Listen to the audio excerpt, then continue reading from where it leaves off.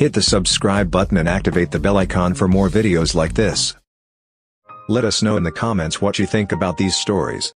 Warning, this content may be upsetting or disturbing to some audiences. These sick teenagers forced us both to remove all our clothes. 9 deep dark secrets of r/confessions. Especially the last story is effed up. I tampered with my roommate's condoms and he got his girlfriend pregnant. I'm a massive FIFA player, and over the last year I've spent hundreds of hours building my team, which was probably worth hundreds of dollars.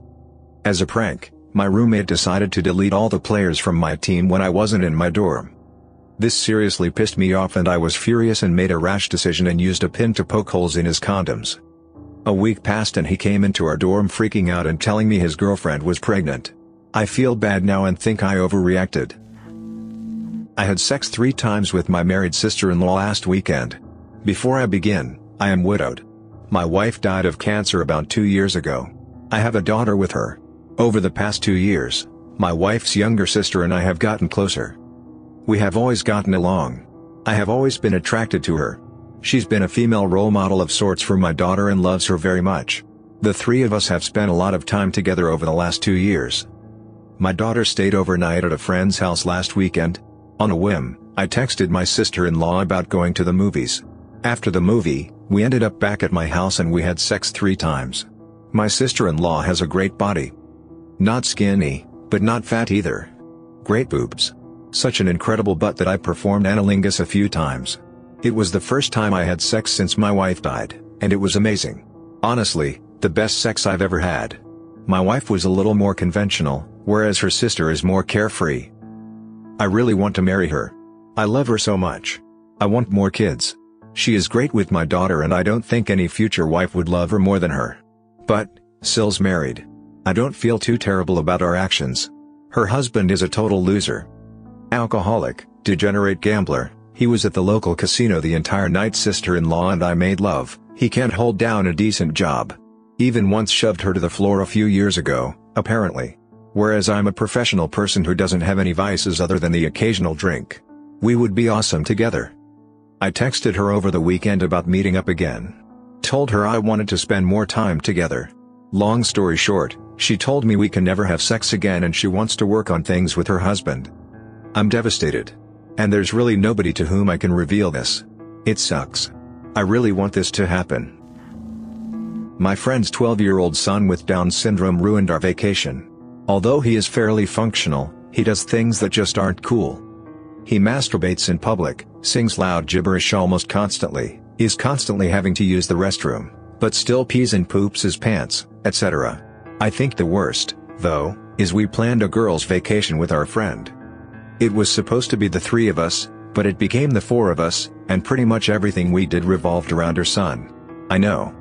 I am sounding totally selfish, but my friend and her son insisted we play demeaning games, insisted we go to places we didn't want to go, and when we did go places we planned to go, my friend did not watch her son well enough and that caused issues. Basically, if she wasn't paying attention, she expected my other friend and I too. It was weird and uncomfortable. Furthermore, people were outwardly cruel. I was angry at them for being that way, but couldn't help but understand that a slobbering, gibbering, masturbating, 12-year-old with very few manners just wasn't fun to be around. The more cruel they became, the less attentive she became, and he would do things that he knew was bad, but because she wasn't watching he knew he could get away with. I know that sounds impossible, but I could see it. I was torn. I agree that being outwardly cruel was messed up, but letting him get away with BS because of it wasn't. What was even worse was, when people were cruel, he knew it and it hurt him. My other friend and I were accommodating, at first. I didn't even mind that boy came along, but after 4 days, it was just too much for me. My friend kept saying, just do it for him, he loves it, just do it for him, but frankly, I got really tired of doing it for him. I understand that her son is her life and that I should be sympathetic, and really am and was, but I honestly don't know how she does it, because 4 days of dealing with that, and I had had enough. Of course, I wouldn't tell her this and it won't make me stop being her friend or even going on vacation with her, but it still sucked. I've slept my way to the top. I'm sorry to all feminists. Throughout high school my friends often made jokes about me being dumb and how my looks will get me through life. I was very popular in high school, I dated all the so-called cool kids and was invited to all the parties where boys would try to talk to me. I got them to do almost anything I say and helped me with anything just to have some alone time with me. I literally took advantage of them. At first I felt bad, but it was so simple getting through high school. In university I was way over my head. Regretting that I should have tried harder in high school, I was looking at the textbook my parents struggled to get me and I didn't understand not even the simplest of forms. I heard rumors that the professors was into younger girls and how people should watch their backs.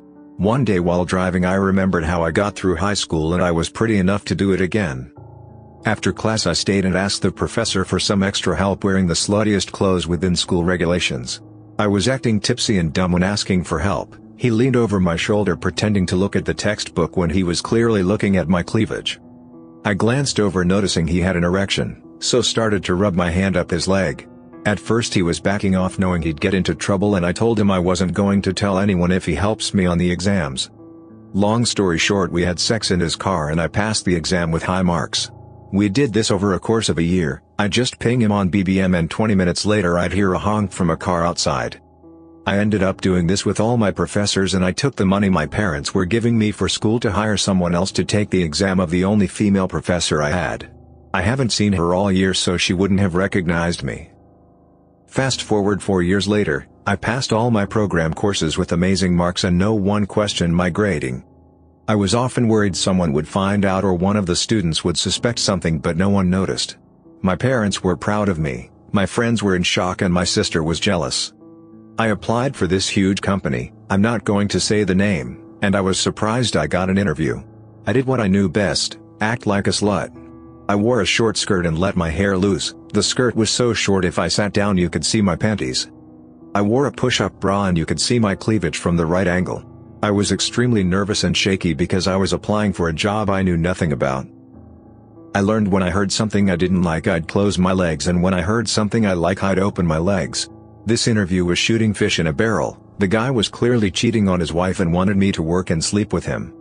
Honestly, I did nothing for the last 4 years since working there. I have my own office, personal assistant and my own team of advisors.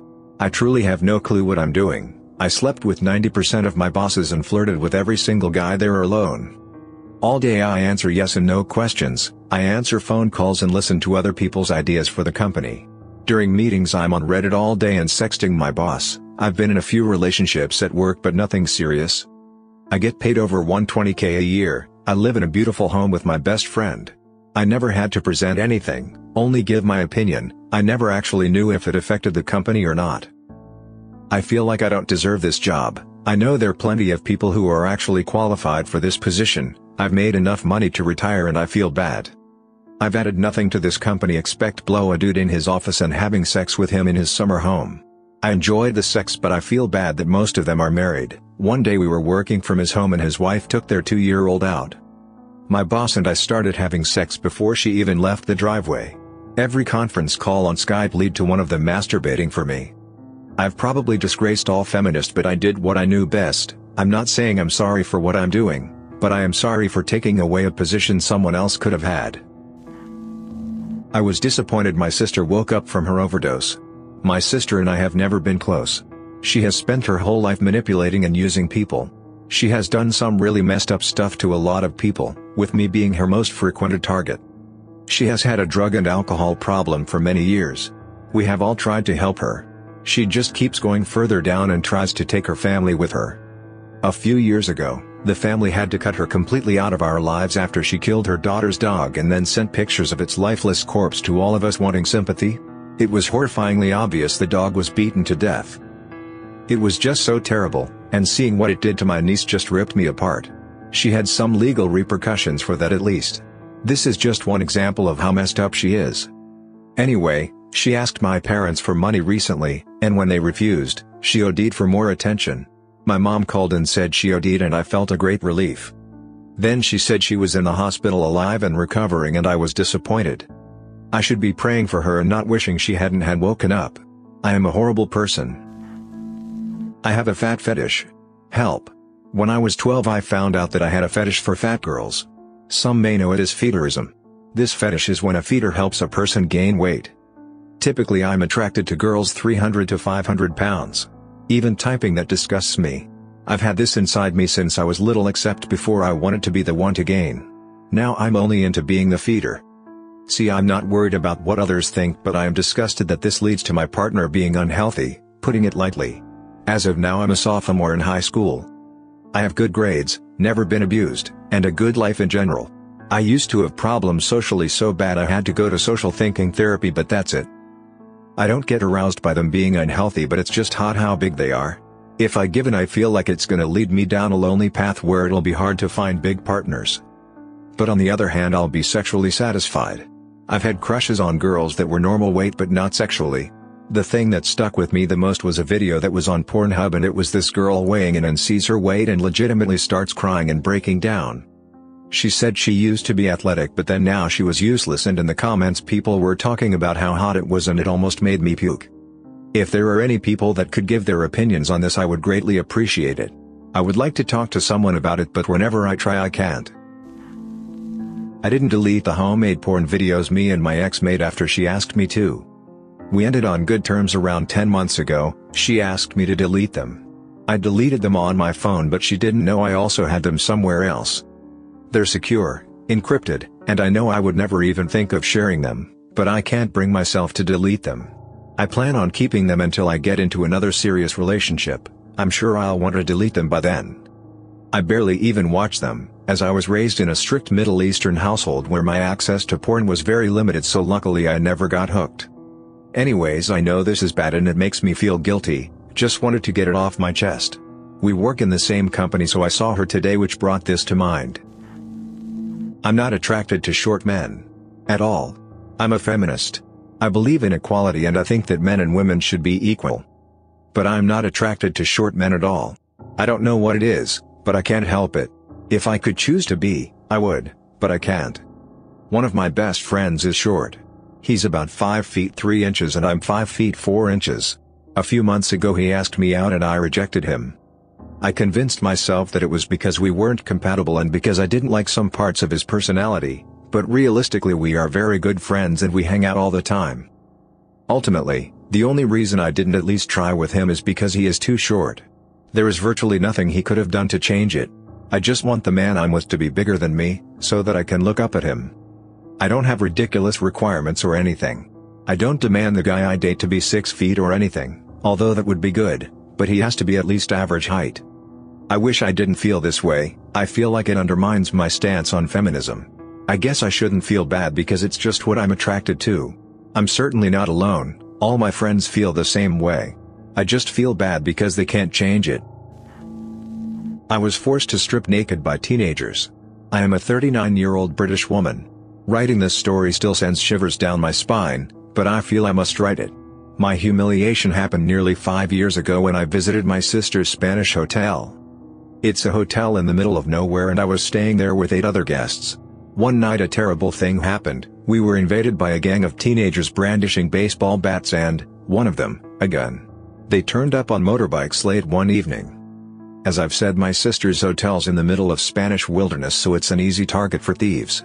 Within minutes of them turning up, we were all forced by the gang into the main room. We were forced to hand over our valuables and 2 of the gang went to search the rooms. My sister is quite brave and started questioning the boys. Who do they think they are? Etc. This didn't go down well and the one with the gun started waving it in her face. Naturally she backed down. But she had made herself a bit of a target, and what came next shocked me to the core. They decided to have their sick amusement while they were waiting. They made my sister walk on all fours and kiss their shoes. A constant threat of the gun made her comply. They made her strip to her underwear in front of all the other guests, then hop on the spot and do star jumps. I couldn't stop myself from saying something at this point, but I really wish I had kept my mouth shut because then they turned on me too. What happened next is the most shocking, as the sick teenagers forced us both to remove all our clothes. And I mean everything. It was awful. We were made to stretch and pose in all sorts of humiliating positions in front of them and the other, mainly male, guests. The boys were laughing and mocking us. We tried to cover ourselves with our hands, but they would make us throw our hands in the air and run round the room. I have never felt so silly and humiliated. To have my most private parts bared for some sick amusement of low-life thieves is hard to take. I suppose it was harder for my sister. We don't talk about it, as she had guests staying who were regular patrons. Thanks for listening. Hit the subscribe button and activate the notification bell for more videos. Let us know in the comments what you think about these stories.